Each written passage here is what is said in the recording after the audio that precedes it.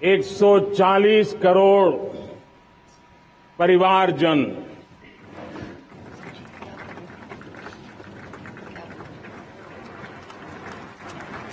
दुनिया का सबसे बड़ा लोकतंत्र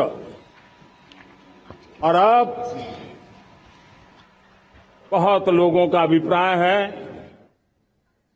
कि जनसंख्या की दृष्टि से भी हम विश्व में नंबर 1 पर है।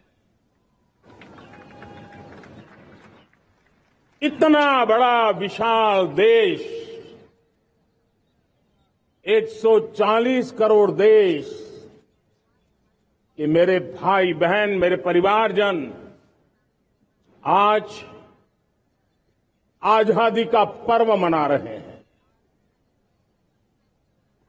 मैं देश के कोटि कोटि जनों को, देश और दुनिया में भारत को प्यार करने वाले, भारत का सम्मान करने वाले, भारत का गौरव करने वाले कोटि कोटि जनों को आजादी के इस महान पवित्र पर्व की अनेक अनेक शुभकामनाएं देता हूं। मेरे प्यारे परिवारजन, पूज्य बापू के नेतृत्व में असहयोग का आंदोलन, सत्याग्रह की मूवमेंट और भगत सिंह, सुखदेव, राजगुरु जैसे अनगिनत वीरों का बलिदान, उस पीढ़ी में शायद ही कोई व्यक्ति होगा जिसने देश की आजादी में अपना योगदान न दिया हो। मैं आज देश की आजादी के जंग में जिन जिन ने योगदान दिया है, बलिदान दिए हैं, त्याग किया है, तपस्या की है, उन सबको आदरपूर्वक नमन करता हूं, उनका अभिनंदन करता हूं। आज 15 अगस्त महान क्रांतिकारी और अध्यात्म जीवन के ऋषितुल्य प्रणेता श्री अरबिंदो की 150वीं जयंती पूर्ण हो रही है। ये वर्ष स्वामी दयानंद सरस्वती के 150वीं जयंती का वर्ष है। ये वर्ष रानी दुर्गावती के 500वीं जन्मशती का बहुत ही पवित्र अवसर है, जो पूरा देश बड़े धामधूम से मनाने वाला है। ये वर्ष मीराबाई, भक्ति योग की सिरमौर मीराबाई के 525 वर्ष का भी ये पावन पर्व है। ये बार जो 26 जनवरी हम मनाएंगे वो हमारे गणतंत्र दिवस की 75वीं वर्षगांठ होगी।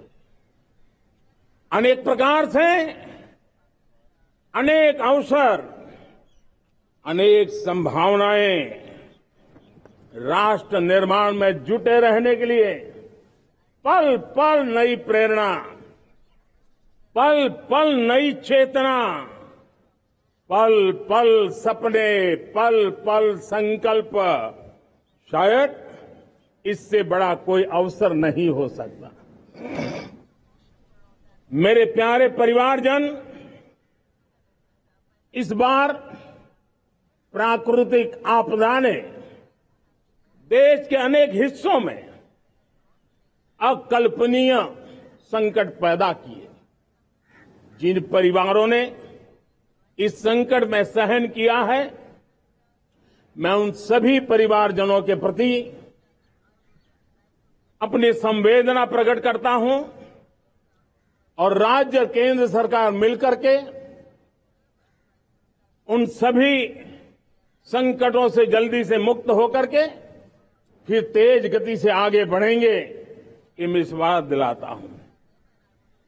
मेरे प्यारे परिवारजनों, पिछले कुछ सप्ताह नॉर्थ ईस्ट में, विशेषकर मणिपुर में और हिंदुस्तान के भी अन्य कुछ भागों में, लेकिन विशेषकर मणिपुर में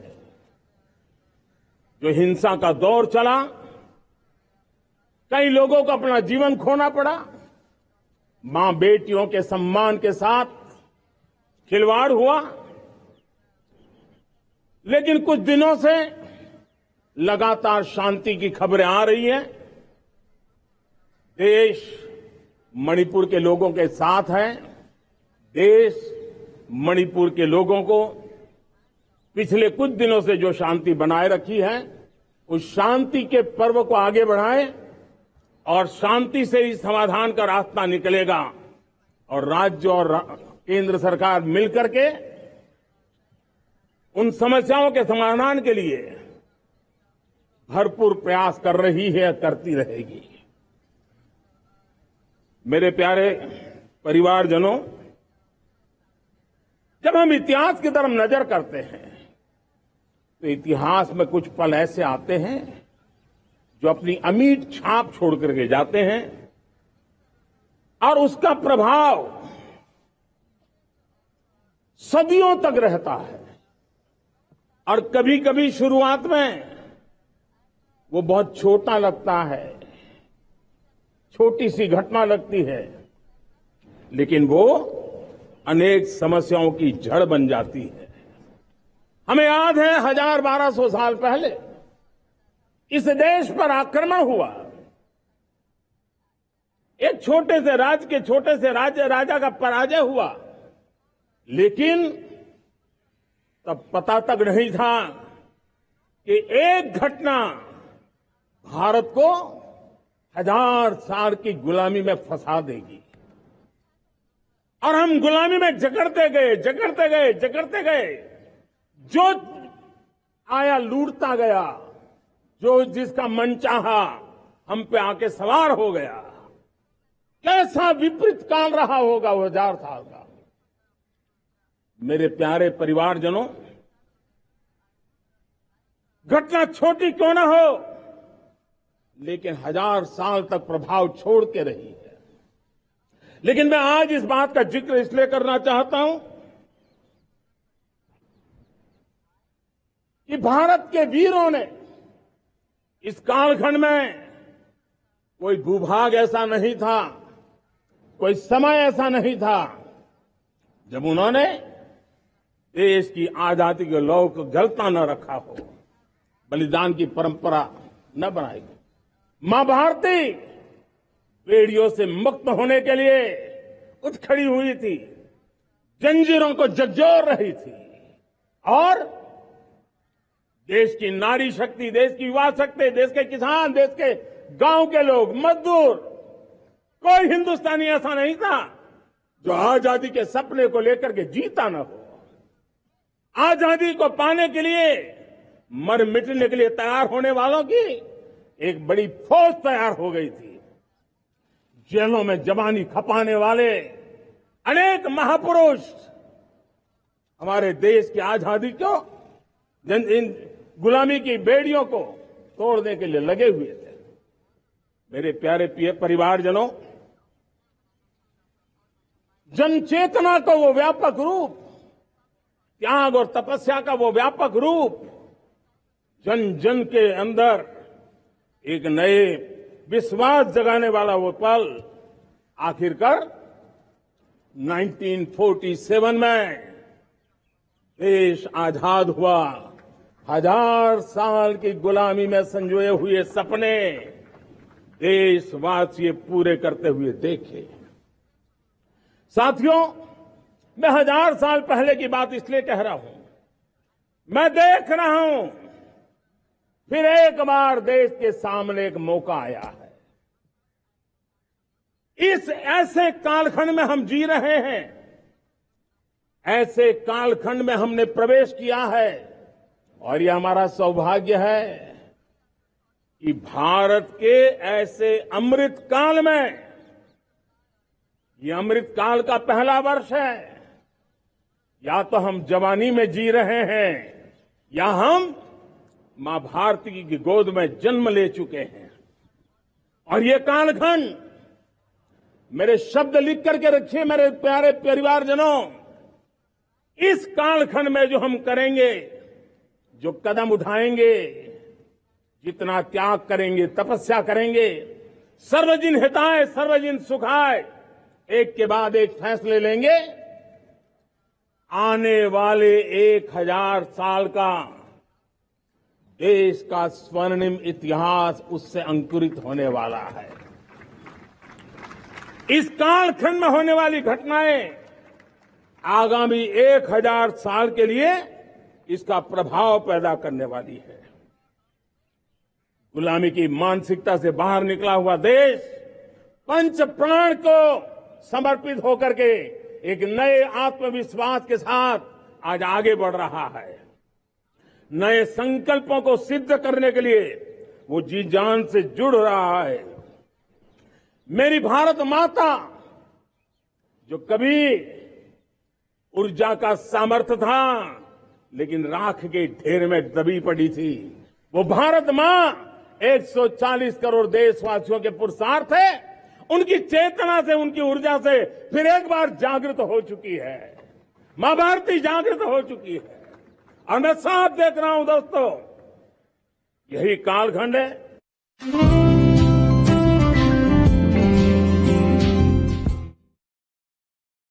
भारत की चेतना के प्रति, भारत के सामर्थ्य के प्रति एक नया आकर्षण, नया विश्वास, नई आशा पैदा हुई है।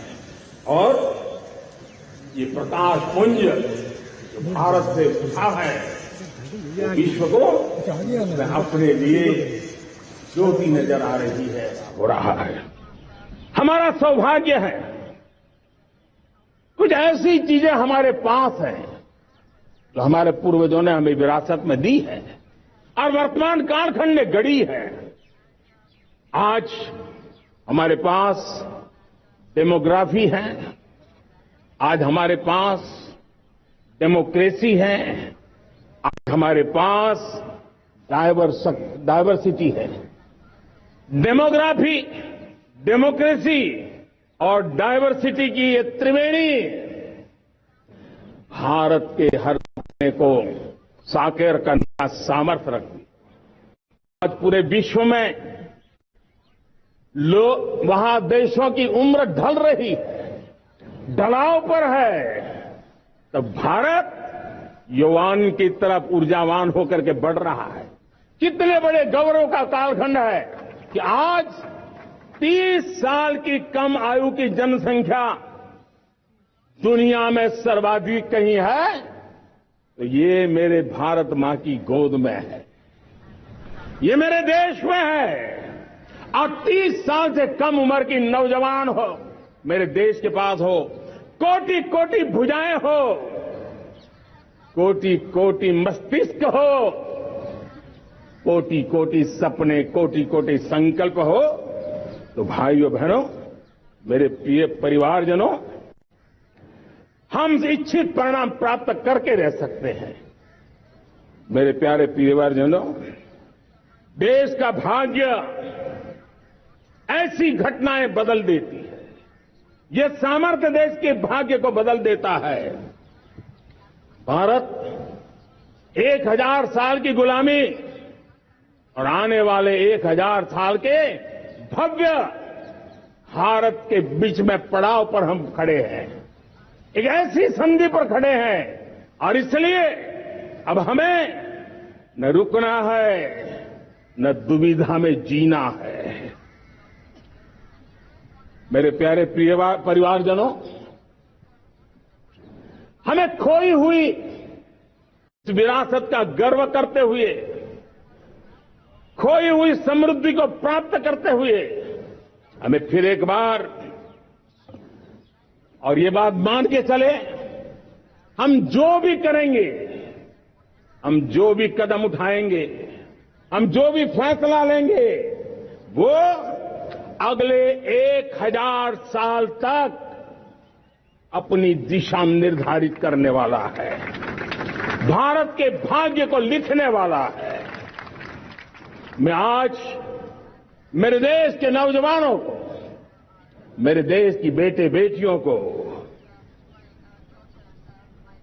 ये जरूर कहना चाहूंगा, जो सौभाग्य आज मेरे युवाओं को मिला है, ऐसा सौभाग्य शायद ही किसी के नसीब होता है जो आपके नसीब हुआ है। और इसलिए हमें ये गंवाना नहीं है। युवा शक्ति पर मेरा भरोसा है, युवा शक्ति में सामर्थ्य है और हमारी नीतियां, हमारी रीतियां भी उस युवा सामर्थ्य को और बल देने के लिए है। आज मेरे युवाओं ने दुनिया में पहले 3 स्टार्टअप इकोसिस्टम में भारत को स्थान दिला दिया है। विश्व के युवाओं को अचंभा हो रहा है भारत के इस सामर्थ्य को लेकर के, भारत की इस ताकत को देख करके। आज दुनिया टेक्नोलॉजी ड्रिवन है और आने वाला युग टेक्नोलॉजी से प्रभावित रहने वाला है और तब टेक्नोलॉजी में भारत की जो टैलेंट है उसकी एक नई भूमिका रहने वाली है। साथियों, मैं पिछले दिनों G20 समिट में बाली गया था और बाली में दुनिया के समृद्ध देश, दुनिया के विकसित देश भी, उनके मुखिया मुझे भारत की डिजिटल इंडिया की सफलता के लिए बारीकियों से जानने के लिए इच्छुक थे। हर कोई इसका सवाल पूछता था और जब मैं उनको कहता था कि भारत ने जो कमाल किया है ना, वो दिल्ली, मुंबई, चेन्नई तक सीमित नहीं है। भारत ने जो कमाल कर रहा है, मेरे टियर 2, टियर 3 सिटी के युवा भी आज मेरे देश का भाग्य गढ़ रहे हैं। छोटे छोटे स्थान के मेरे नौजवान, और मैं आज बड़े विश्वास से कहता हूं, देश का ये जो सामर्थ्य नया नजर आ रहा है, और इसलिए मैं कहता हूं, हमारे छोटे शहर आकार और आबादी में छोटे हो सकते हैं। ये हमारे छोटे छोटे शहर, हमारे कस्बे आकार और आबादी में छोटे हो सकते हैं, लेकिन आशा और आकांक्षा, प्रयास और प्रभाव वो किसी से कम नहीं है। वो सामर्थ्य उनके अंदर है। नए ऐप्स, नए सॉल्यूशन, टेक्नोलॉजी डिवाइस। अब खेलों की दुनिया देखिए, कौन बच्चे हैं? झुग्गी झोंपड़ी से निकले हुए बच्चे आज खेलों की दुनिया में पराक्रम दिखा रहे हैं। छोटे छोटे गांव के, छोटे छोटे कस्बे के नौजवान, हमारी बेटे बेटियां आज कमाल दिखा रही हैं।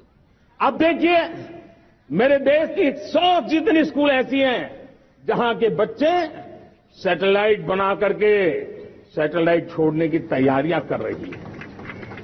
आज हजारों टिंकरिंग लैब नए वैज्ञानिकों का गर्भाधान कर रही है।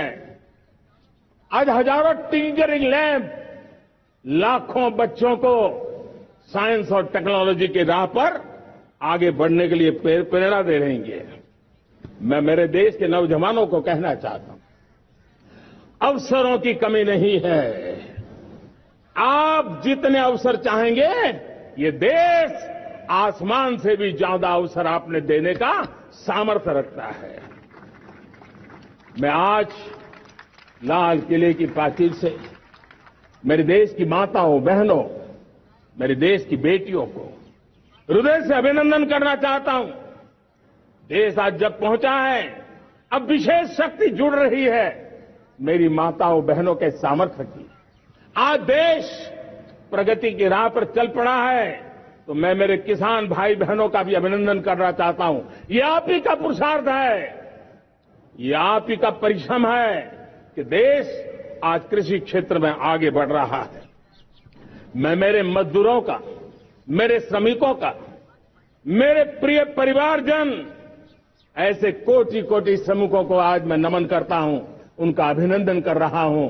देश आज जो आधुनिकता की ओर बढ़ रहा है, विश्व की तुलना करने वाले सामर्थ्य के साथ नजर आ रहा है, उसके पीछे मेरे देश के मजदूरों का, मेरे देश के श्रमिकों का बहुत बड़ा योगदान है। आज समय कहता है कि लाल किले की प्राचीर से मैं उनका अभिनंदन करूं, उनका अभिवादन करूं, और ये मेरे परिवारजन 140 करोड़ देशवासी, मेरे इन श्रमिकों का, रेहड़ी पटरी वालों का, फूल सब्जी बेचने वालों का हम सम्मान करते हैं। मेरे देश को आगे बढ़ाने में, मेरे देश को प्रगति की नई ऊंचाई पर ले जाने में प्रोफेशनल्स की बहुत बड़ी भूमिका है, बढ़ती रही है।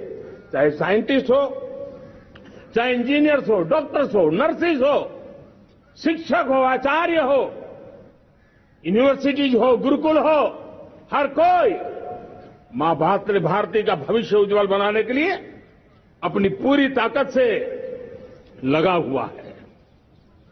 मेरे प्यारे परिवारजनों,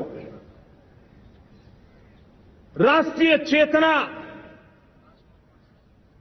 वो एक ऐसा शब्द है जो हमें चिंताओं से मुक्त कर रहा है, और आज वो राष्ट्रीय चेतना ये सिद्ध कर रही है कि भारत का सबसे बड़ा सामर्थ्य बना है भरोसा, भारत का सबसे बड़ा सामर्थ्य बना है विश्वास। जन जन में हमारा विश्वास, जन जन का सरकार पर विश्वास, जन जन का देश के उज्जवल भविष्य पर विश्वास, और विश्व का भी भारत के प्रति विश्वास। ये विश्वास हमारी नीतियों का है, हमारी रीति का है। भारत के उज्जवल भविष्य को जिस निर्धारित मजबूत कदमों से हम आगे बढ़ा रहे हैं उसका है। भाइयों बहनों, मेरे प्यारे परिवारजनों, ये बात निश्चित है कि भारत का सामर्थ्य और भारत की संभावनाएं विश्वास की नई बुलंदियों को पार करने वाली है, और ये विश्वास की नई बुलंदियां नए सामर्थ्यों को लेकर के चलनी चाहिए रही है। आज देश में G20 समिट के मेहमान नवाजी का भारत को अवसर मिला है, और पिछले एक साल से हिंदुस्तान के हर कोने में जिस प्रकार से G20 के अनेक ऐसे आयोजन हुए, अनेक कार्यक्रम हुए हैं, उसने देश के सामान्य मानवीय के सामर्थ्य को विश्व को परिचित करा दिया है, भारत की विविधता का परिचय कराया है, भारत की डायवर्सिटी को दुनिया अचंभे से देख रही है, और उसके कारण भारत के तरफ आकर्षण बढ़ा है। भारत को जानने की, समझने की इच्छा जगी है। उसी प्रकार से आप देखिए एक्सपोर्ट, आज भारत का एक्सपोर्ट के तेजी से बढ़ रहा है, और मैं कहना चाहता हूं दुनिया के एक्सपर्ट्स इन सारे मानदंडों के आधार पर कह रहे हैं कि अब भारत रुकने वाला नहीं है। दुनिया की कोई भी रेटिंग एजेंसी होगी वो भारत का गौरव कर रही है। कोरोना काल के बाद दुनिया एक नए सिरे से सोचने लगी, और मैं विश्वास से देख रहा हूं कि जिस प्रकार से द्वितीय महायुद्ध के बाद, द्वितीय विश्व युद्ध के बाद दुनिया ने एक नया वर्ल्ड ऑर्डर आकार लिया था, मैं साफ साफ देख रहा हूं कि कोरोना के बाद एक नया विश्व ऑर्डर, एक नया ग्लोबल ऑर्डर, एक नया जियो पॉलिटिकल इक्वेशन, ये बहुत तेजी से आगे बढ़ रहा है। जियो पॉलिटिकल इक्वेशन की सारे व्याख्याएं बदल रही है, परिभाषाएं बदल रही है, और मेरे प्यारे परिवारजनों, आप गौरव करेंगे। बदलते हुए विश्व को शेप देने में आज मेरे 140 करोड़ देशवासियों, आपका सामर्थ्य नजर आ रहा है। आप निर्णायक मोड़ पर खड़े हैं, और कोरोना काल में भारत ने जिस प्रकार से देश को आगे बढ़ाया, दुनिया ने हमारे सामर्थ्य को देखा है। जब दुनिया की सप्लाई चेन तहस नहस हो गई थी, बड़ी बड़ी अर्थव्यवस्था पर दबाव था, उस समय भी हमने कहा था हमें विश्व का विकास देखना है तो मानव केंद्रीय होना चाहिए, मानवीय संवेदनाओं से भरा हुआ होना चाहिए और तब जाकर के समस्याओं का सही समाधान निकालेंगे। और कोविड ने हमें सिखाया है या हमें मजबूर किया है, लेकिन मानवीय संवेदनाओं को छोड़ करके हम विश्व का कल्याण नहीं कर सकते। आज भारत ग्लोबल साउथ की आवाज बन रहा है। भारत की समृद्ध विरासत आज दुनिया के लिए एक अवसर बन रहा है। Global economy, global supply chain, इसमें भारत की हिस्सेदारी, मैं पक्का विश्वास से कहता हूं, आज जो भारत में परिस्थिति पैदा हुई है, आज जो भारत ने कमाया है, वो दुनिया में स्थिरता की गारंटी लेकर के आया है। दोस्तों, अब न हमारे मन में, न 140 करोड़ मेरे परिवारजनों के मन में और न ही दुनिया के मन में कोई इफ्स है, कोई बट्स है। विश्वास बन चुका है। मेरे प्यारे देशवासियों, अब गेंद हमारे पाले में है। हमें अवसर जाने नहीं देना चाहिए, हमें मौका छोड़ना नहीं चाहिए। भारत में मैं मेरे देशवासियों का इसलिए भी अभिनंदन करता हूं कि मेरे देशवासियों में एक नीर क्षीर विवेक का सामर्थ्य है, समस्याओं की जड़ों को समझने का सामर्थ्य है। और इसलिए 2014 में मेरे देशवासियों ने 30 साल के अनुभव के बाद तय किया कि देश को आगे ले जाना है तो स्थिर सरकार चाहिए, मजबूत सरकार चाहिए, पूर्ण बहुमत वाली सरकार चाहिए। और देशवासियों ने एक मजबूत और स्थिर सरकार बनाई। और 3 दशकों के जो अनिश्चितता का कालखंड था, जो अस्थिरता का कालखंड था, जो राजनीतिक मजबूरियों से देश जकड़ा हुआ था, उससे मुक्ति बनी है। मेरे प्यारे परिवारजनों, देश के पास आज एक ऐसी सरकार है, वो सर्वजन हिताय सर्वजन सुखाय, देश के संतुलित विकास के लिए समय का पल पल और जनता की पाई पाई, जनता की भलाई के लिए लगा रही है।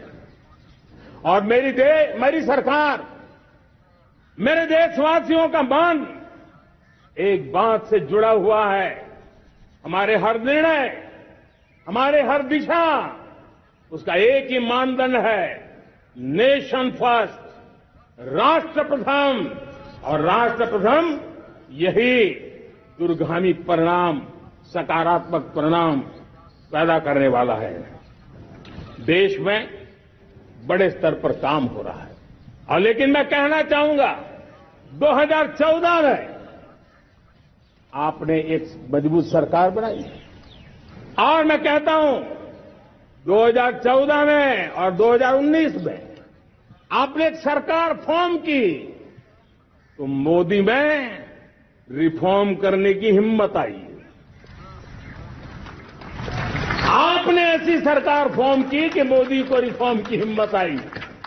और जब मोदी ने एक के बाद एक रिफॉर्म किए तो मेरे ब्यूरोक्रेसी के लोग, मेरे लाखों हाथ पैर जो हिंदुस्तान के कोने कोने में सरकार के हिस्से के रूप में काम कर रहे हैं, उन्होंने ब्यूरोक्रेसी ने ट्रांसफॉर्म करने के लिए, परफॉर्म करने की जिम्मेवारी बखूबी निभाई और उन्होंने परफॉर्म करके दिखाया।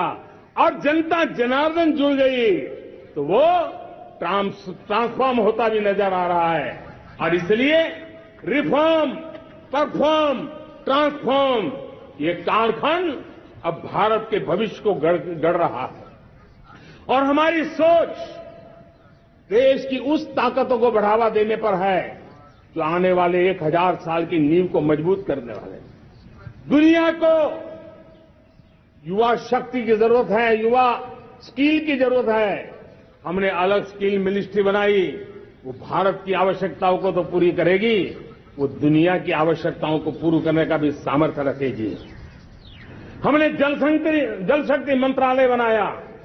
मंत्रालय की बनाने की रचना को भी अगर कोई एनालिसिस करेगा ना, तो इस सरकार के मन मस्तिष्क को बड़े अच्छे ढंग से आप समझ पाएंगे। हमने जल शक्ति मंत्रालय बनाया। ये जल शक्ति मंत्रालय हमारे देश के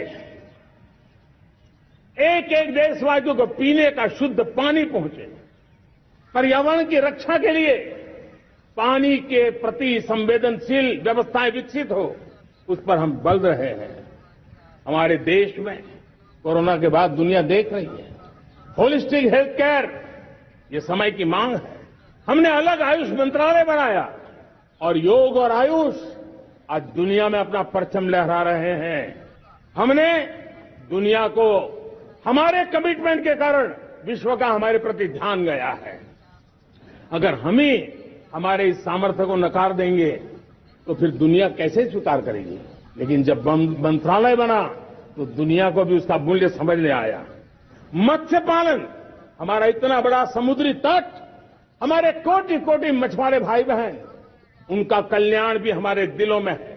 और इसलिए हमने अलग से मत्स्य पालन को लेकर के, पशुपालन को लेकर के, डेयरी को लेकर के अलग मंत्रालय की रचना की, ताकि समाज के जिस वर्ग के लोग पीछे रह गए उनको हम साथ लें। देश में सरकारी अर्थव्यवस्था के हिस्से होते हैं, लेकिन समाज की अर्थव्यवस्था का एक बड़ा हिस्सा है कोऑपरेटिव मूवमेंट। उसको बल देने के लिए, उसको आधुनिकता लाने के लिए और देश के कोने कोने में लोकतंत्र की एक सबसे बड़ी इकाई को मजबूत करने के लिए हमने अलग कोऑपरेटिव मंत्रालय बनाया। और वो हमारी सहकारी संस्थाएं उसका जाल बिछा रहा है, ताकि गरीब से गरीब की वहां सुनवाई हो, उसकी आवश्यकताओं की पूर्ति हो, और वो भी राष्ट्र के विकास की योगदान में एक छोटी इकाई का हिस्सा बनकर के उसमें वो योगदान दे रखें। हमने सहकार से समृद्धि का रास्ता अपनाया है। मेरे प्यारे परिवारजनों, जब हम लोग 14 में आए थे तो हम वैश्विक अर्थव्यवस्था में 10वें नंबर पर थे, और आज 140 करोड़ देशवासियों का पुरुषार्थ रंग लाया है कि हम विश्व की अर्थव्यवस्था में 5वें नंबर पर पहुंच चुके हैं। और ये ऐसे ही नहीं हुआ है। जो भ्रष्टाचार का राक्षस देश को दबोचे हुए थे, लाखों करोड़ के घोटाले अर्थव्यवस्था को डामाडोल कर रहे थे, गवर्नेंस फ्रेजाइल फाइल में देश की पहचान होने लगी थी, लीकेजेस को हमने बंद किया, मजबूत अर्थव्यवस्था बनाई, हमने गरीब कल्याण के लिए ज्यादा से ज्यादा धन खर्चने का प्रयास किया। और आज मैं देशवासियों को बताना चाहता हूं कि जब देश आर्थिक रूप से समृद्ध होता है तो सिर्फ तिजोरी नहीं बढ़ती है, देश का सामर्थ्य बढ़ता है, देशवासियों का सामर्थ्य बढ़ता है। और तिजोरी का पाई पाई अगर ईमानदारी से जनता जनार्दन के लिए खर्च करने का संकल्प लेने वाली सरकार हो तो परिणाम कैसा आता है। मैं 10 साल का हिसाब तिरंगे की साक्षी में लाल किले की प्राचीर से मेरे देशवासियों को दे रहा हूं। आंकड़े देख करके आपको लगेगा इतना बड़ा बदलाव, इतना बड़ा सामर्थ्य। 10 साल पहले राज्यों को 30 लाख करोड़ रुपए भारत सरकार की तरफ से जाते थे। पिछले 9 साल में यह आंकड़ा 100 लाख करोड़ पर पहुंचा है। पहले स्थानीय निकाय के विकास के लिए भारत सरकार के खजाने से 70,000 करोड़ रुपया जाता था, आज वो 3 लाख करोड़ से भी ज्यादा जा रहा है। पहले गरीबों के घर बनाने के लिए 90,000 करोड़ रुपया खर्च होता था। आज वो 4 गुना होकर के 4 लाख करोड़ से भी ज्यादा खर्च गरीबों के घर बनाने के लिए हो रहा है। पहले गरीबों को यूरिया सस्ता मिले, जो यूरिया की बैग दुनिया के कुछ बाजारों में 3,000 में बिकती है, वो यूरिया की बैग मेरे किसानों को 300 में मिले। और इसलिए देश की सरकार 10 लाख करोड़ रुपया मेरे किसानों की यूरिया में सब्सिडी दे रहा है। मुद्रा योजना 20 लाख करोड़ रुपए, उससे भी ज्यादा मेरे देश के नौजवानों को स्वरोजगार के लिए, अपने व्यवसाय के लिए, अपने कारोबार के लिए दिए हैं। 8 करोड़ लोगों ने नया कारोबार शुरू किया है। और 8 करोड़ लोगों ने कारोबार शुरू किया है तो नहीं, हर कारोबारी ने एक या दो लोगों को रोजगार दिया है। 8 से 10 करोड़ नए लोगों को रोजगार देने का सामर्थ्य ये मुद्रा योजना से लाभ लेने वाले 8 करोड़ नागरिकों का रहा है।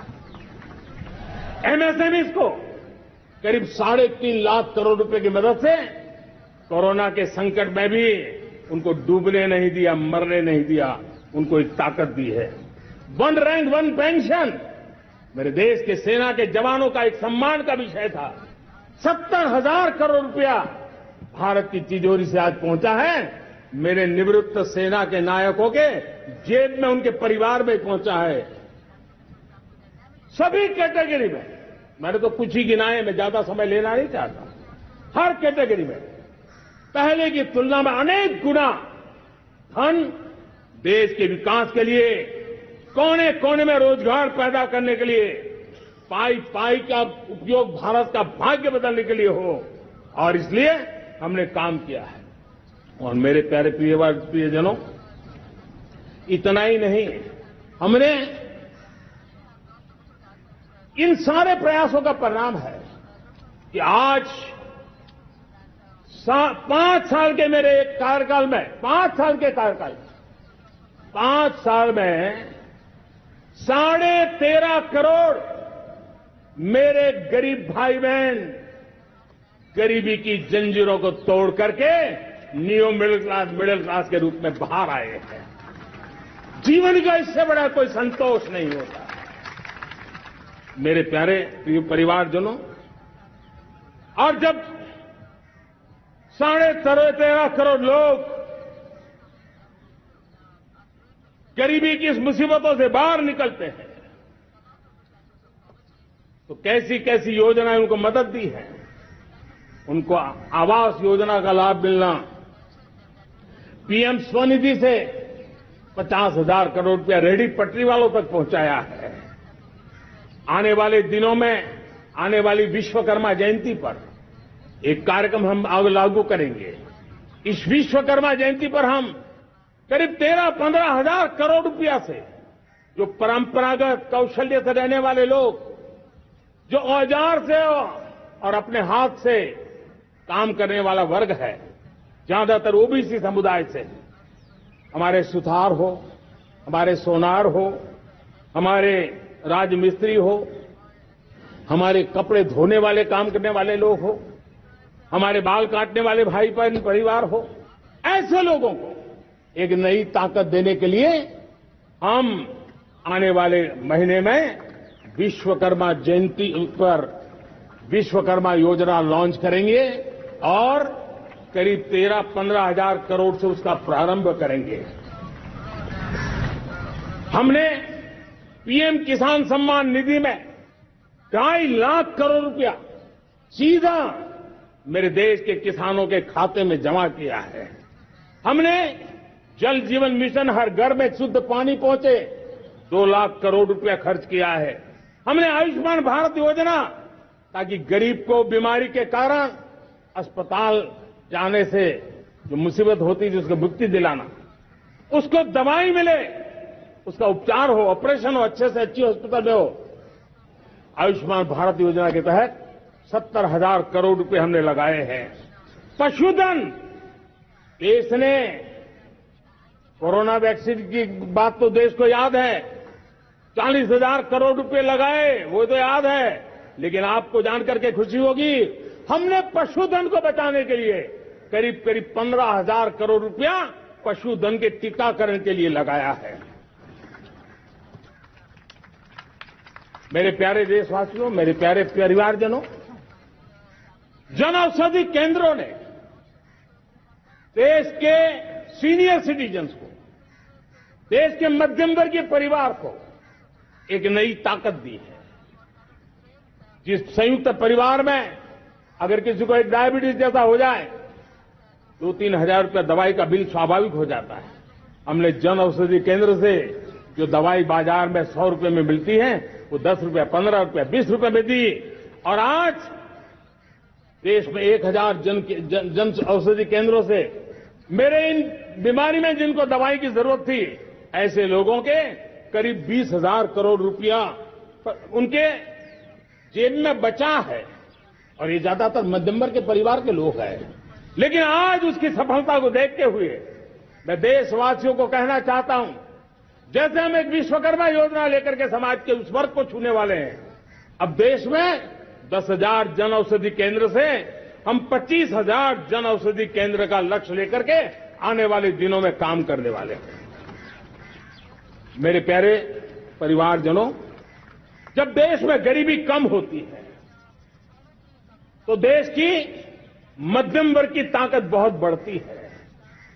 और अगर दुनिया में, और मैं आपको विश्वास दिलाता हूं, आने वाले 5 साल में मोदी का गारंटी है, देश पहले 3 वैश्विक इकोनॉमी में अपना जगह ले लेगा। ये पक्का जगह ले लेगा। आज जो 13.5 करोड़ गरीबी से बाहर आए हुए लोग हैं, वो एक प्रकार से मध्यम वर्ग की ताकत बन जाते हैं।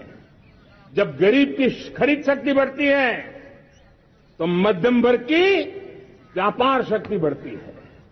जब गांव की खरीद शक्ति बढ़ती है तब कस्बे और शहर की आर्थिक व्यवस्था और तेज गति से दौड़ती है। और यही इंटरकनेक्टेड हमारा अर्थचक्र होता है। हम उसको बल लेकर के आगे चलना चाहते हैं। मेरे प्यारे परिवारजनों, शहर के अंदर जो कमजोर लोग रहते हैं, बिना घर को मुसीबत रहती है, मध्यम वर्ग के परिवार अपना खुद का घर का सपना देख रहे हैं, हम उसके लिए भी आने वाले कुछ सालों के लिए एक योजना लेकर के आ रहे हैं। और जिसमें ऐसे मेरे परिवारजन जो शहरों में अपना घर, शहरों में रहते हैं लेकिन किराए के मकान पे रहते हैं, झुग्गी झोपड़ी में रहते हैं, चाल में रहते हैं, अनऑथराइज्ड कॉलोनीज में रहते हैं, ऐसे मेरे परिवारजन अगर अपना मकान बनाना चाहते हैं तो बैंक से जो लोन मिलेगा उसके ब्याज के अंदर राहत देकर के लाखों रुपयों की मदद करने का हमने निर्णय किया है। मेरे मध्यम वर्ग के परिवार को जब 2 लाख से 7 लाख इनकम टैक्स की सीमा बढ़ जाती है तो सबसे बड़ा लाभ सैलरी क्लास को होता है, मेरे मध्यम वर्ग को होता है। इंटरनेट का डेटा बहुत महंगा था 2014 के पहले, आज दुनिया का सबसे सस्ता इंटरनेट का डेटा का खर्चा हो रहा है। हर परिवार के पैसे बच रहे हैं। मेरे प्यारे परिवारजनों, विश्व कोरोना के बाद अभी तक उभर नहीं पाया है। युद्ध ने फिर एक नई मुसीबत पैदा की। आज दुनिया महंगाई के संकट से जूझ रही है। पूरी दुनिया की अर्थव्यवस्था को महंगाई ने दबोच के रखा है। हम भी दुनिया से जिन सामान की जरूरत होती है लाते हैं, तो हमें सामान तो इंपोर्ट करते हैं। हमारा दुर्भाग्य है कि हमें महंगाई भी इंपोर्ट करनी पड़ती है, क्योंकि पूरी दुनिया को महंगाई ने जकड़ के रखा है। लेकिन मेरे प्यारे परिवारजनों, भारत ने महंगाई को नियंत्रित रखने के लिए भरसक प्रयास किए हैं। पिछले कालखंड की तुलना में हमें कुछ सफलता भी मिली है, लेकिन इतने से संतोष नहीं मान सकते। दुनिया से हमारी चीजें अच्छी हैं, इतने बात से हम सोच नहीं सकते। मुझे तो मेरे देशवासियों को महंगाई की बोझ कम से कम हो, इस दिशा में और भी कदम उठाने हैं और हम उस कदम को उठा के रहेंगे। मेरा प्रयास निरंतर जारी रहेगा। मेरे प्यारे परिवारजनों, आज देश अनेक क्षमताओं को लेकर के आगे बढ़ रहा है। देश आधुनिकता की तरफ आगे बढ़ने के लिए काम कर रहा है। आज देश रिन्यूएबल एनर्जी पे काम कर रहा है। आज देश ग्रीन हाइड्रोजन पे काम कर रहा है। देश की स्पेस पे क्षमता बढ़ रही है, तो देश की डीप सी मिशन में भी सफलता के साथ आगे चल रहा है। देश में रेल आधुनिक हो रही है, तो वंदे भारत बुलेट ट्रेन भी आज देश के अंदर काम कर रही है। गांव गांव पक्की सड़कें बन रही है, तो इलेक्ट्रिक बसें, मेट्रो की रचना भी आज देश में हो रहे हैं। आज गांव गांव तक इंटरनेट पहुंच रहा है, तो क्वांटम कंप्यूटर के लिए भी देश तय कर रहता है। नैनो यूरिया, नैनो डीएपी, उस पर काम हो रहा है, तो दूसरी तरफ जैविक खेती पर भी हम बल दे रहे हैं। आज किसान उत्पादक संघ एफपीओ का निर्माण हो रहा है, तो हम सेमीकंडक्टर का भी निर्माण करने के लिए चाह रहे हैं। हम दिव्यांगजनों के लिए एक सुगम भारत के निर्माण के लिए काम करते हैं, तो हम पैरालंपिक में भी हिंदुस्तान का तिरंगा झंडा गाड़ने के लिए मेरे दिव्यांगजनों को सामर्थ्यवान बना रहे हैं। हम खिलाड़ियों को स्पेशल ट्रेनिंग दे रहे हैं।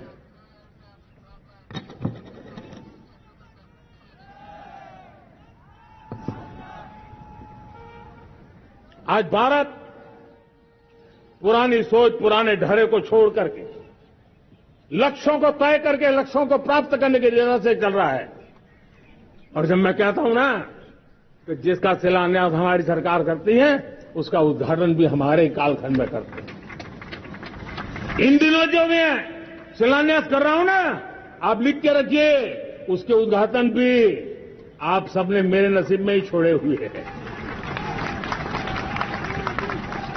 हमारी कार्य संस्कृति, बड़ा सोचना, दूर का सोचना, सर्वजन हिताय सर्वजन सुखाय सोचना, ये हमारी कार्यशैली रही है।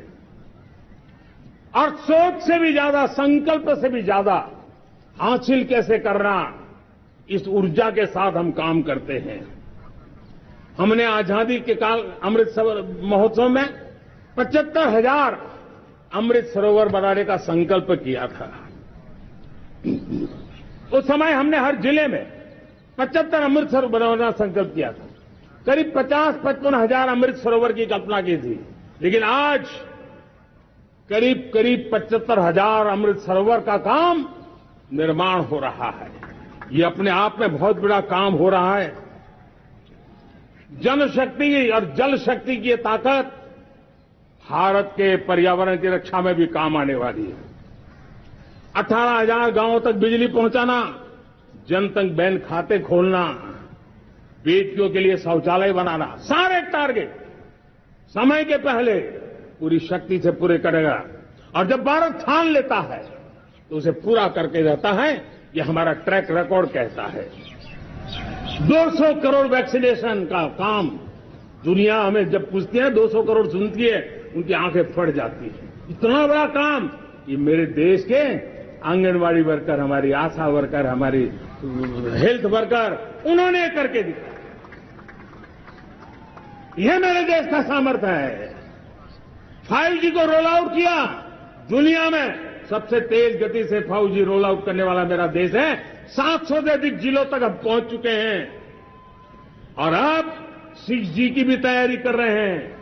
हमने टास्क फोर्स बना दिया है। रिन्यूएबल एनर्जी, हम टारगेट से पहले चले हैं। हमने रिन्यूएबल एनर्जी 2030 का जो टारगेट तय किया था, 21-22 में इसको पूरा कर दिया।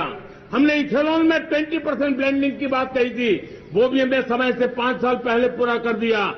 हमने $500 बिलियन के एक्सपोर्ट की बात की थी, वो भी समय के पहले $500 बिलियन से ज्यादा कर दिया।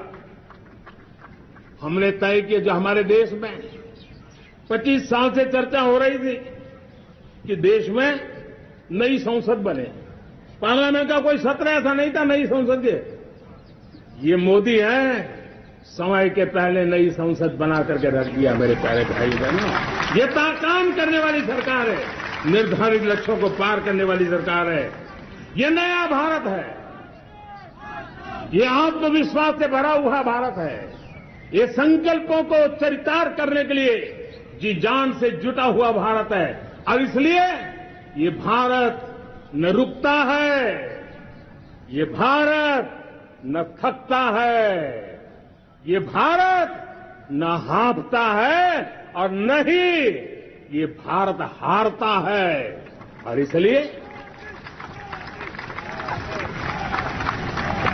मेरे प्यारे परिवारजनों, आर्थिक शक्ति बढ़ी है तो हमारी सामरिक शक्ति को भी एक नई ताकत मिली है। हमारी सीमाएं पहले से अधिक सुरक्षित हुई है और मेरे सीमा पर बैठे हुए मेरे जवान जो देश की सीमाओं की रक्षा कर रहे हैं और मेरे देश की आंतरिक सुरक्षा के संभालने वाले यूनिफॉर्म फोर्सेज, मैं आजादी के इस पावन पर्व पर उनको भी अनेक अनेक बधाई देते हुए मेरी बात को आगे बढ़ाता हूं। सेना का अधिकरण हो, हमारी सेना युवा बने, हमारी सेना बैटल के लिए रेडी, युद्ध योग्य बने, इसलिए निरंतर रिफॉर्म का काम आज हमारी सेना में हो रहा है। मेरे प्यारे परिवारजनों, आए दिन हम लोग सुना करते थे, यहां बम धमाका हुआ, वहां बम धमाका हुआ, हर जगह पे लिखा हुआ रहता था कि इस बैग को मत छूना, अनाउंसमेंट होते रहते थे। आज देश सुरक्षा की अनुभूति कर रहा है और जब सुरक्षा होती है, शांति होती है, तो प्रगति के नए अरमान हम पूरे कर सकते हैं। उसको लिए सीरियल बम धमाके का जमाना बीती हुई बात हो गई है। निर्दोषों के जो मौत होते थे वो बीते हुए कल की बात हो गई है। आज देश में आतंकी हमलों में भारी कमी आई है। नक्सल प्रभावित क्षेत्रों में भी बहुत बड़ा बदलाव आया है, बहुत बड़ा परिवर्तन का एक वातावरण बना है। मेरे प्यारे परिवारजनों, प्रगति के हर चीज में, लेकिन जब 2047 हम एक विकसित भारत का सपना लेकर के चल रहे हैं तब, और वो सपना नहीं, 140 करोड़ देशवासियों का संकल्प है और उस संकल्प को सिद्ध करने के लिए परिश्रम की पराकाष्ठा भी है। और उसकी सबसे बड़ी ताकत होती है वो राष्ट्रीय चरित्र होता है। दुनिया में जिन जिन देशों ने प्रगति की है, दुनिया में जो जो देश संकटों से वो पार करके निकले हैं, उसमें हर चीज के साथ साथ एक महत्वपूर्ण कैटलिक एजेंट रहा है, वो राष्ट्रीय चरित्र रहा है। और हमें राष्ट्रीय चरित्र के लिए और बल देते हुए हमें आगे बढ़ना होगा। हमारा देश, हमारा राष्ट्रीय चरित्र ओजस्वी हो, तेजस्वी हो, पुरुषार्थी हो, पराक्रमी हो, प्रखर हो, ये हम सबका सामूहिक दायित्व है। और आने वाले 25 साल हम एक ही मंत्र को लेकर चले कि हमारे राष्ट्रीय चरित्र के सिरमौर होना चाहिए एकता का संदेश। भारत की एकता को जीना, भारत की एकता को आंच आए, न ऐसी मेरी भाषा होगी, न ऐसा मेरा कोई कदम होगा। हर पल देश को जोड़ने का प्रयास मेरी तरफ से भी होता रहेगा। भारत की एकता हमें सामर्थ्य देती है। उत्तर हो, दक्षिण हो, पूरब हो, पश्चिम हो, गांव हो, शहर हो, पुरुष हो, नारी हो, हम सब ने एकता के भाव के साथ और विविधता भरे देश में एकता का सामर्थ्य होता है। और दूसरी महत्व की बात मैं देख रहा हूं, अगर 2047 में हमें हमारे देश को विकसित भारत के रूप में देखना है तो हमें श्रेष्ठ भारत के मंत्र को जीना होगा, हमें चरितार्थ करना होगा।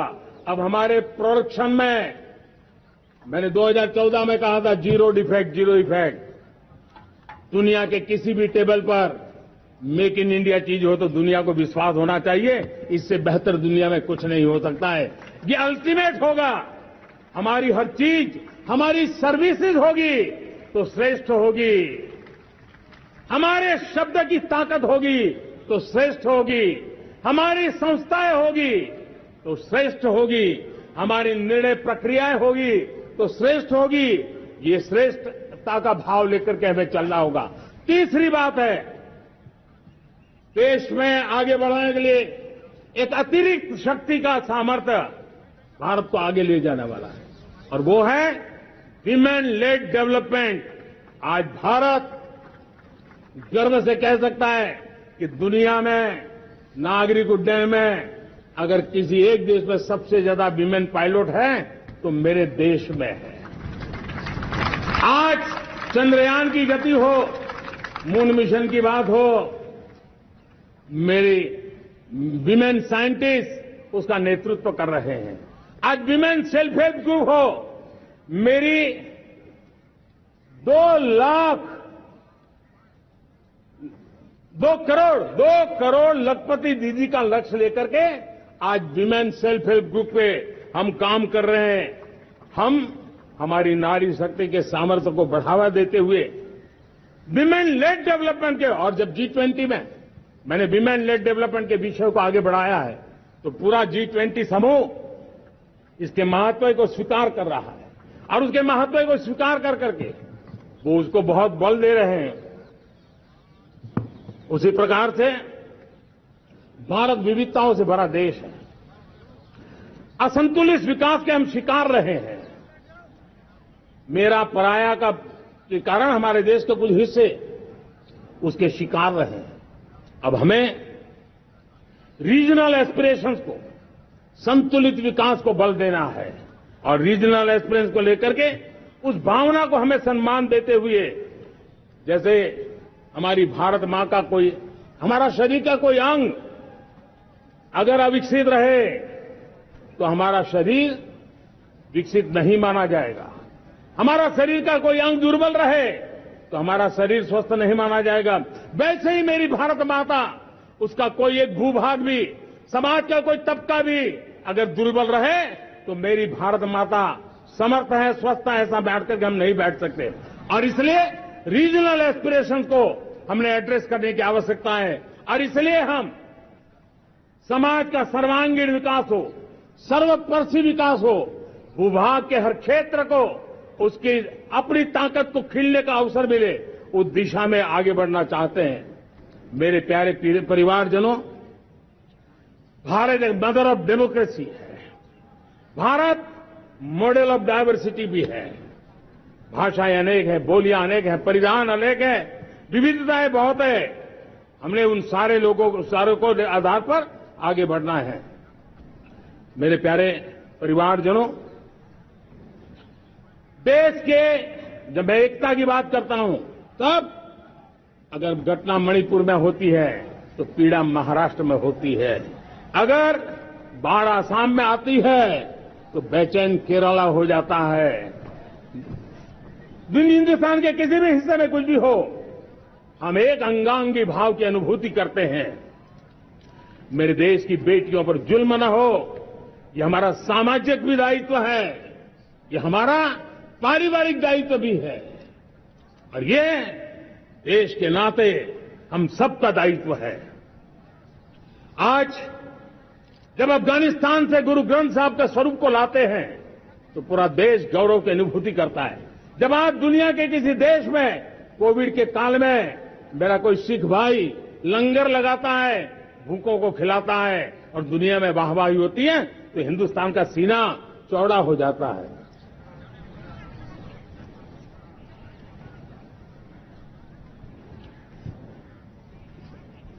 मेरे प्यारे परिवारजनों, हमारे लिए जब नारी सम्मान की बात करते हैं, मुझे अभी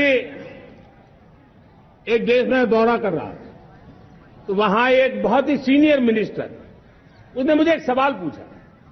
उसने कहा, आपके यहां बेटियां साइंस और इंजीनियरिंग के विषयों की पढ़ाई करती हैं क्या?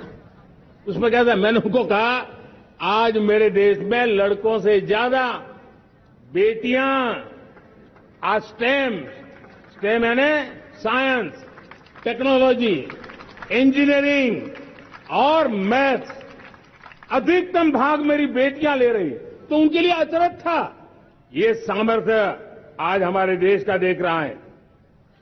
मेरे प्यारे परिवारजनों, आज 10 करोड़ महिलाएं विमेन सेल्फ हेल्प में जुड़ी हुई है और विमेन सेल्फ हेल्प ग्रुप के साथ आप गांव में जाएंगे तो आपको बैंक वाली दीदी मिलेगी, आपको आंगनवाड़ी वाली दीदी मिलेगी, आपको दवाई देने वाली दीदी मिलेगी और अब मेरा सपना है 2 करोड़ लखपति दीदी बनाने का, गांव में 2 करोड़ लखपति दीदी, और इसके लिए एक नया अभिगम भेजा। साइंस और टेक्नोलॉजी, हमारे गांव की महिलाओं का भी सामर्थ्य देखता हूं मैं, और इसलिए हम एक नई योजना सोच रहे हैं कि हमारे एग्रीकल्चर सेक्टर में टेक्नोलॉजी आए, एग्रीटेक को बल मिले। इसलिए विमेन सेल्फ हेल्प ग्रुप की बहनों को हम ट्रेनिंग देंगे, ड्रोन चलाने की, ड्रोन रिपेयरिंग की हम ट्रेनिंग देंगे, और हजारों ऐसे विमेन सेल्फ हेल्प ग्रुप को भारत सरकार ड्रोन देगी, ट्रेनिंग देगी, और हमारे एग्रीकल्चर के काम में ड्रोन की सेवाएं उपलब्ध हो। इसके लिए हम शुरुआत करेंगे। प्रारंभ हम 15,000 विमेन सेल्फ हेल्प ग्रुप के द्वारा ये ड्रोन की उड़ान का हम आरंभ कर रहे हैं।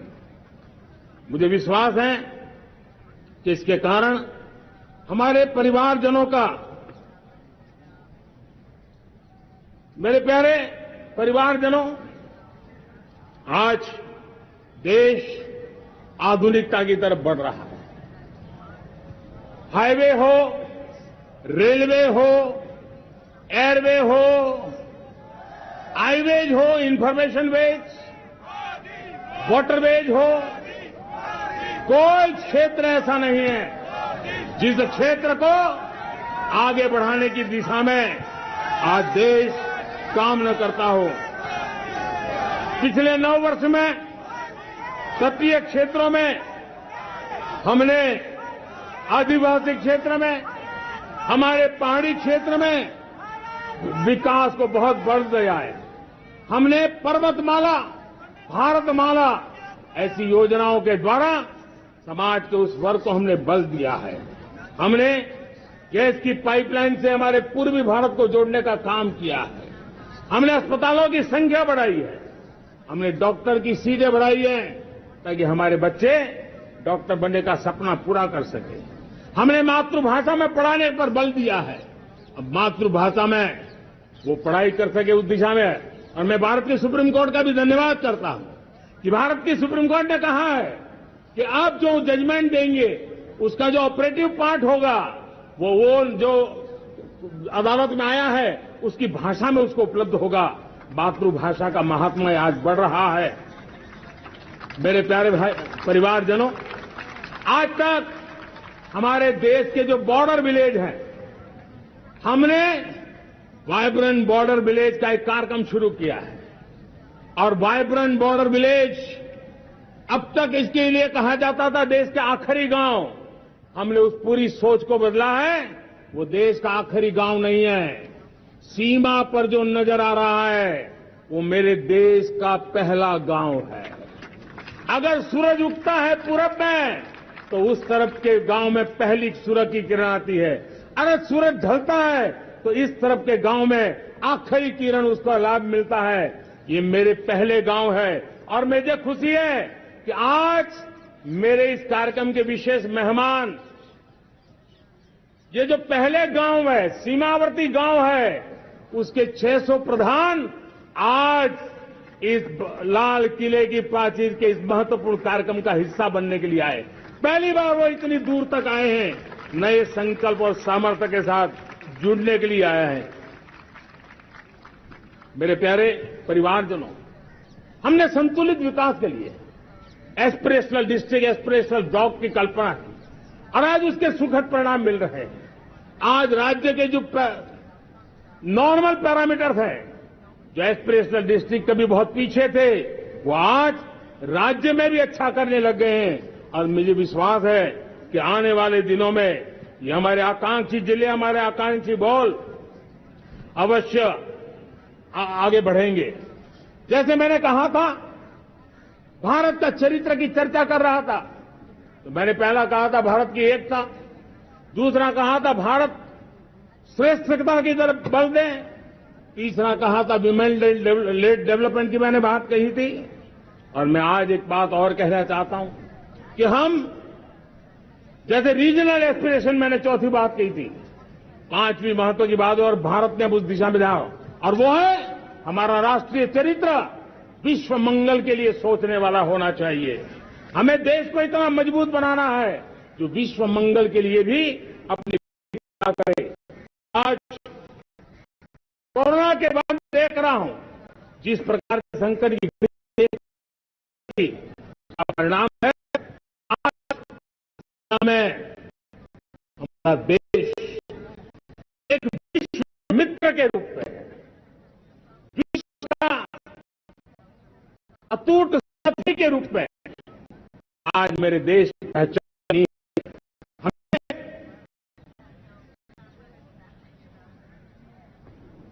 जब विश्व मंगल की बात करते हैं तब भारत का मूलभूत विचार है, उस विचार को हम आगे बढ़ाने लोग हैं। और मुझे खुशी है कि आज अमेरिकी संसद के भी कई चुने हुए गणमान्य प्रतिनिधि भी आज हमारे 15 अगस्त के इस अवसर में हमारे बीच में मौजूद है। भारत की सोच कैसी है, हम विश्व मंगल की बात को कैसे आगे बढ़ाते हैं। अब देखिए, हम जब सोचते हैं तो क्या कहते हैं, हमने दुनिया के सामने ये दर्शन रखा है और दुनिया उस दर्शन को लेकर के हमारे साथ जुड़ रही है। हमने कहा one sun, one world, one grid. Renewable energy के क्षेत्र में एक बहुत बड़ा हमारा स्टेटमेंट है, आज दुनिया उसको स्वीकार कर रही है। कोविड के बाद हमने दुनिया को कहा हमारा अप्रोच होना चाहिए वन अर्थ, वन हेल्थ। समस्याओं का समाधान तभी होगा जब मानव को, पशु को, पौधे को बीमारी के संबंध में समान रूप से एड्रेस किया जाएगा, तब जाकर के हम करेंगे। हमने G20 समिट के लिए दुनिया के सामने कहा है one world, one family, one future. इस सोच को लेकर के चल रहे हैं। हमने क्लाइमेट को लेकर के दुनिया जो संकट से जूझ रही है, हमने रास्ता दिखाया है, लाइफ मिशन लॉन्च किया है, लाइफ स्टाइल फॉर एनवायरमेंट। हमने दुनिया के सामने इंटरनेशनल सोलर अलायंस बनाया और आज दुनिया के कई देश इंटरनेशनल सोलर अलायंस का हिस्सा बन रहे हैं। हमने बायोडायवर्सिटी का महत्व देखते हुए बिग कैट अलायंस की व्यवस्था को हमने आगे बढ़ाया है। हमने प्राकृतिक आपदा के कारण, ग्लोबल वार्मिंग के कारण इंफ्रास्ट्रक्चर का जो नुकसान होता है, उसके लिए दूरगामी व्यवस्थाओं की जरूरत है और इसलिए coalition for disaster resilient infrastructure CDRI एक समाधान के रूप में दुनिया को दिया है। विश्व आज समुद्रों को संघर्ष का केंद्र बना रहा है, तब हमने दुनिया को सागर का प्लेटफॉर्म दिया है जो वैश्विक समुद्रिक शांति की गारंटी बन सकता है। हमने पारंपरिक चिकित्सा पद्धतियों को बल देते हुए WHO का एक ग्लोबल लेवल का सेंटर हिंदुस्तान में बनाने की दिशा में काम किया है। हमने योग और आयुष के द्वारा विश्व कल्याण और विश्व के स्वस्थता की दिशा में काम किया है और आज भारत विश्व मंगल की मजबूत नींव डाल रहा है। इस मजबूत नींव को आगे बढ़ाना हम सबका काम है, हम सबकी जिम्मेवारी है। मेरे प्यारे परिवारजनों, सपने अनेक है, संकल्प साफ है, नीतियां स्पष्ट हैं, नीयत के सामने कोई सवाल या निशान नहीं है, लेकिन कुछ सच्चाइयों को हमें स्वीकार करना पड़ेगा और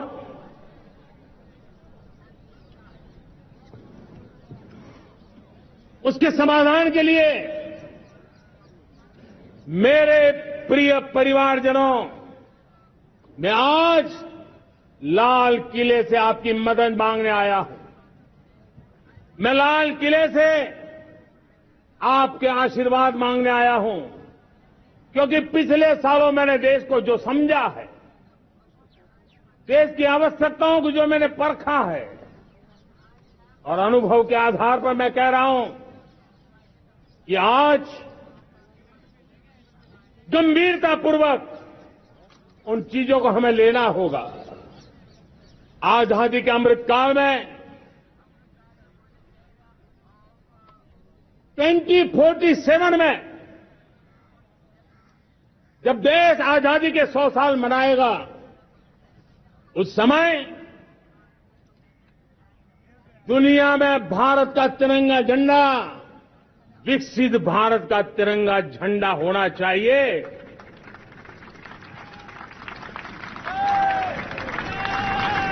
रत्ती भर भी हमें रुकना नहीं है, पीछे नहीं हटना है।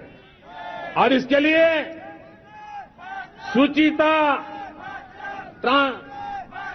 पारदर्शिता और निष्पक्षता, ये पहली मजबूती की जरूरत है। हमें उस मजबूती को जितना ज्यादा खाद पानी दे सकते हैं, संस्थाओं के माध्यम से दे सकते हैं, नागरिक के नाते दे सकते हैं, परिवार के नाते दे सकते हैं, ये हमारा सामूहिक दायित्व होना चाहिए। और इसलिए पिछले 75 साल का इतिहास देखिए, भारत के सामर्थ्य में कोई कमी नहीं थी। अरे जो देश कभी सोना की चिड़िया कहा जाता था, वो देश क्यों न फिर से उस सामर्थ्य को लेकर के खड़ा हो सकता है। मेरा अटूट विश्वास है साथियों, मेरे प्रिय परिवारजनों, मेरा अखंड अटूट एक निष्ठ विश्वास है कि 2047 में जब देश आजादी के 100 साल मनाएगा, मेरा देश विकसित भारत बन के रहेगा। और ये मैं मेरे देश के सामर्थ्य के आधार पर कह रहा हूं, मेरे उपलब्ध संसाधनों के आधार पर कह रहा हूं, और सबसे ज्यादा 30 से कम आयु वाली मेरी युवा शक्ति के भरोसे कह रहा हूं, मेरी माताओं बहनों के सामर्थ्य के भरोसे कह रहा हूं। लेकिन उसके सामने अगर कोई रुकावट है, कुछ विकृतियां पिछले 75 साल में ऐसे घर कर गई है, हमारी समाज व्यवस्था का ऐसा हिस्सा बन गई है कि कभी कभी तो हम आंख भी बंद कर देते हैं। अब आंख बंद करने का समय नहीं है। अगर सपनों को सिद्ध करना है, संकल्प को पार करना है, तो हमें ये आंख मिचौली बंद करके, आंख में आंख मिला करके 3 बुराइयों से लड़ना बहुत समय की मांग है। हमारे देश की सारी समस्याओं की जड़ में भ्रष्टाचार ने दिमक की तरह देश की सारी व्यवस्थाओं को, देश के सामर्थ्य को पूरी तरह नोच लिया है। भ्रष्टाचार से मुक्ति, भ्रष्टाचार के खिलाफ जंग हर इकाई में, हर क्षेत्र में। और मैं देशवासियों, मेरे प्रिय परिवारजनों, ये मोदी के जीवन का कमिटमेंट है। ये मेरे व्यक्तित्व का एक कमिटमेंट है कि मैं भ्रष्टाचार के खिलाफ लड़ाई लड़ता रहूंगा। दूसरा, हमारे देश को नोच लिया है परिवारवाद ने। इस परिवारवाद ने देश को जिस प्रकार से जकड़ के रखा है, उसने देश के लोगों का हक छीना है। और तीसरी बुराई तुष्टीकरण की है। ये तुष्टीकरण में भी देश के मूलभूत चिंतन को, देश के सर्व समावेशक हमारे राष्ट्रीय चरित्र को दाग लगा दिए हैं, तहस-नहस कर दिया है इन लोगों ने। और इसलिए मेरे प्यारे देशवासियों, इसलिए मेरे प्यारे परिवारजनों, हमें इन 3 बुराइयों के खिलाफ पूरे सामर्थ्य के साथ लड़ना है। भ्रष्टाचार, परिवारवाद, तुष्टीकरण, ये चुनौतियां हमारे ये ऐसी चीजें पनपी है जो हमारे देश के लोगों का जो आकांक्षा है उसका दमन करती है। हमारे देश के कुछ लोगों के पास जो छोटा मोटा सामर्थ्य है उसका शोषण करती है। ये ऐसी चीजें हैं जो हमारे लोगों की आशा आकांक्षाओं को सवाल या निशान में गाड़ देती है।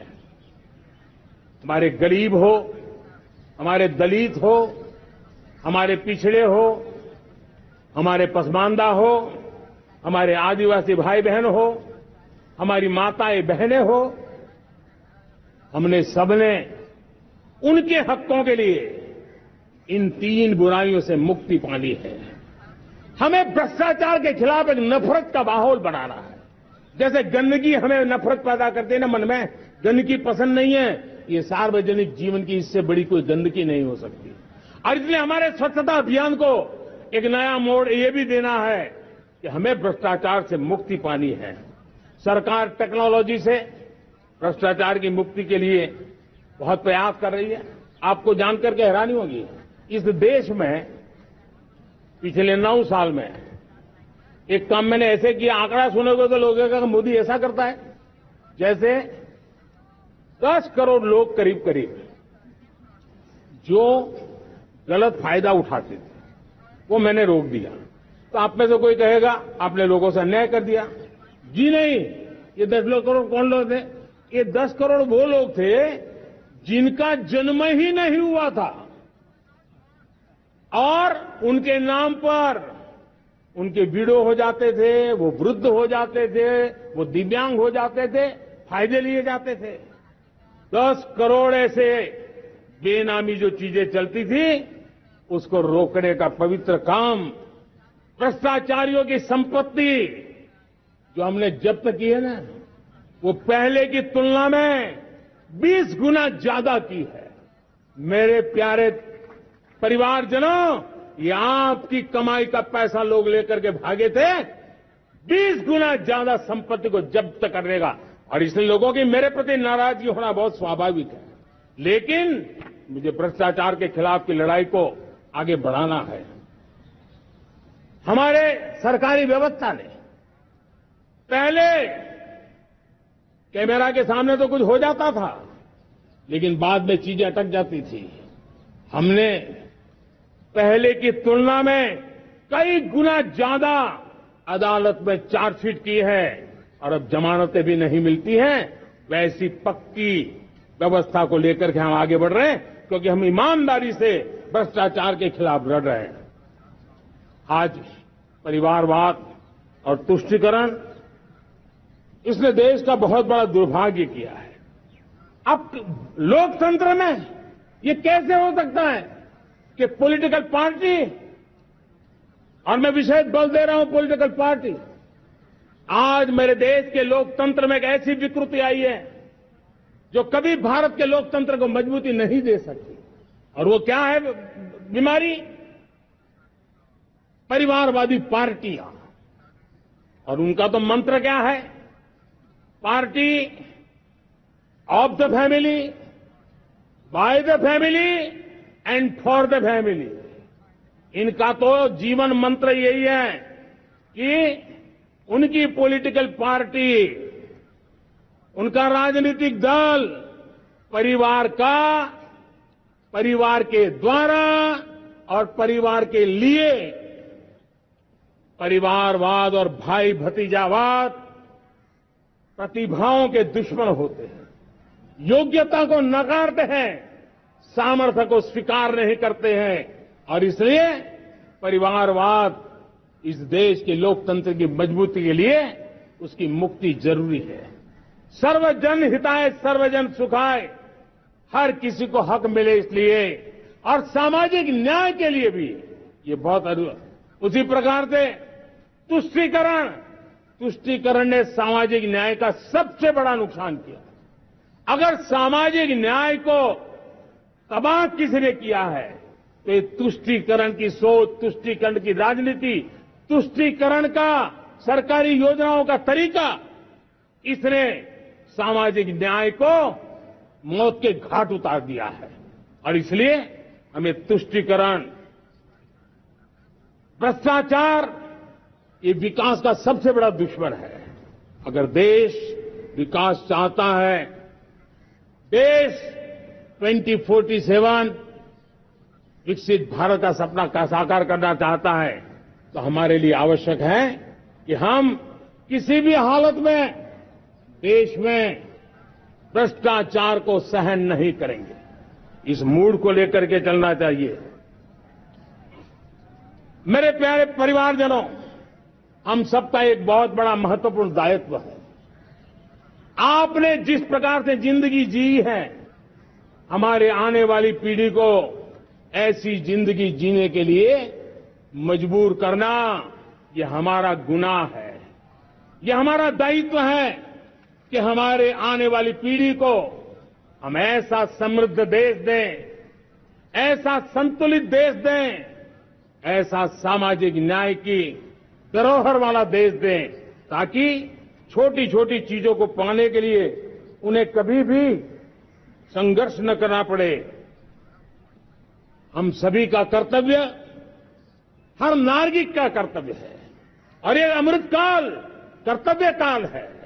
हम कर्तव्य से पीछे नहीं उठ सकते। हमें वो भारत बनाना है जो पूज्य बापू के सपनों का था। हमें वो भारत बनाना है जो हमारे स्वतंत्र सेनानियों का सपना था। हमें वो भारत बनाना है जो हमारे वीर शहीदों का था, हमारी वीरांगनाओं का था, जिन्होंने मातृभूमि के लिए अपना जीवन दे दिया था। मेरे प्यारे परिवारजनों, मैं जब 2014 में आपके पास आया था, तब 2014 में मैं परिवर्तन का वादा लेकर के आया था। 2014 में मैंने आपको वादा किया था, मैं परिवर्तन लाऊंगा, और 140 करोड़ मेरे परिवारजन, आपने मुझ पे भरोसा किया और मैंने विश्वास पूरा करने की कोशिश की। रिफॉर्म, परफॉर्म, ट्रांसफॉर्म, वो 5 साल जो वादा था वो विश्वास में बदल गया, क्योंकि मैंने परिवर्तन का वादा किया था। रिफॉर्म, परफॉर्म, ट्रांसफॉर्म के द्वारा मैंने इस वादे को विश्वास में बदल दिया।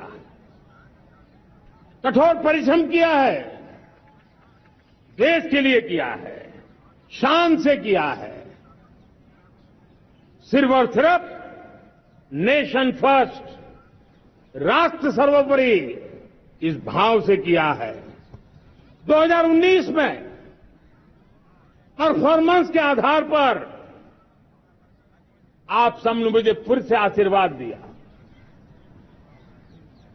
परिवर्तन का वादा मुझे यहां ले आया, परफॉर्मेंस मुझे दोबारा ले आया, और आने वाले 5 साल अभूतपूर्व विकास के हैं। 2047 के सपने को साकार करने का सबसे बड़ा स्वर्णिम पल आने वाले 5 साल है। और अगली बार 15 अगस्त को इसी लाल किले से मैं आपको देश की उपलब्धियां, आपके सामर्थ्य, आपके संकल्प, उसमें हुई प्रगति, उसकी जो सफलता है, उसके गौरवगान, उससे भी अधिक आत्मविश्वास के सामने, आपके सामने मैं प्रस्तुत करूंगा। मेरे प्यारे प्रियजनों, मेरे परिवारजनों, मैं आप में से आता हूं, मैं आपके बीच से निकला हूं, मैं आपके लिए जीता हूं। अगर मुझे सपना भी आता है तो आपके लिए आता है।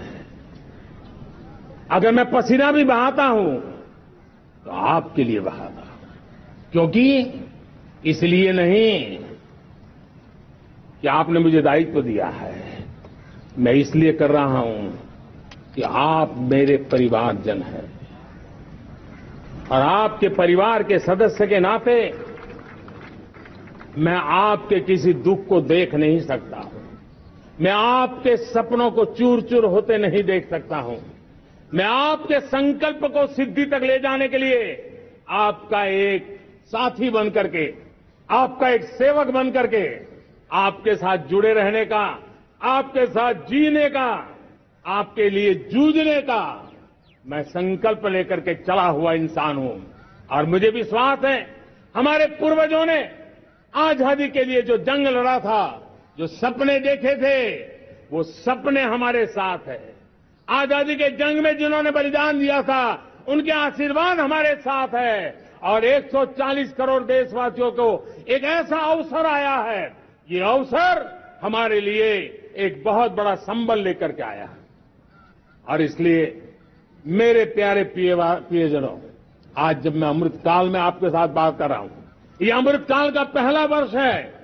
ये अमृतकाल के पहले वर्ष पर जब मैं आपसे बात कर रहा हूं, तो मैं आपको पूरे विश्वास से कहना चाहता हूं, चलता चलाता काल चक्र, चलता चलाता काल चक्र, अमृत काल का भाल चक्र, चलता चलाता काल चक्र, अमृत काल का भाल चक्र, सबके सपने, सबके सपने अपने सपने, सबके सपने अपने सपने, पनपे सपने सारे, सबके सपने अपने सपने, पनपे सपने सारे,